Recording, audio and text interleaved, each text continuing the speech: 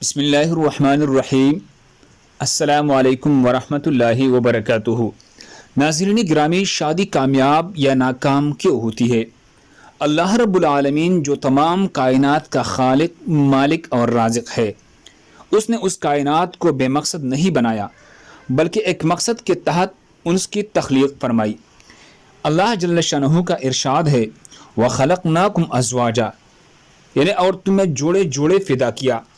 وَمِن كُلِّ شَيْءٍ خَلَقْنَا زَوْجَيْنِ لَعَلَّكُمْ تَذَكَّرُونَ، اور ہر چیز کی ہم نے جوڑے فدا کر دی شاید تم ان سے سبق حاصل کرو۔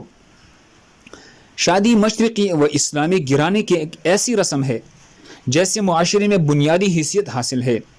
اس کی اساس پر ایک نئے گھر اور خاندان کا آغاز ہوتا ہے۔ اس میں کامیابی ایک مضبوط اور مستحکم معاشرے کی ضمانت ہے، اور اس میں ناکامی معاشرتی تباہی کو مستوجب ہے۔ مغرب اور اہل یورپ کی شادیوں کی ناکامی کی وجہ تو واضح ہے کہ ان لوگوں نے ایک جداگانہ معاشرتی نظام ترتیب دیا ہے اور الگ طور پر فلسفہ حیات تشکیل دیا ہے، لیکن اہل مشرق یا اسلامی گرانوں میں شادیوں کی ناکامی عام طور پر یہ ہے کہ لوگوں میں غلط رسومات نے جنم لیا ہے۔ ان رسومات کی وجہ سے بہت زیادہ مسائل شادیوں سے پہلے ہی ہو جاتی ہے اور ایسی ہی بہت زیادہ بعد میں ہو جاتے ہیں۔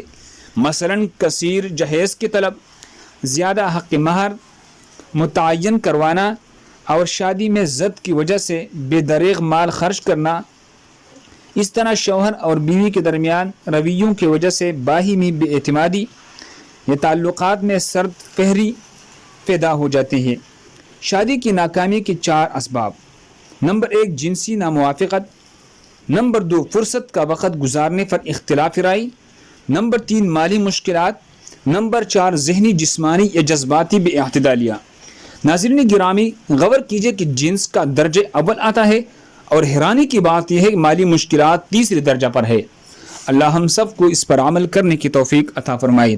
دوسری مسلمانوں کے فائدے کے لیے آگے ضرور شیئر کرے۔ جزاک اللہ خیر۔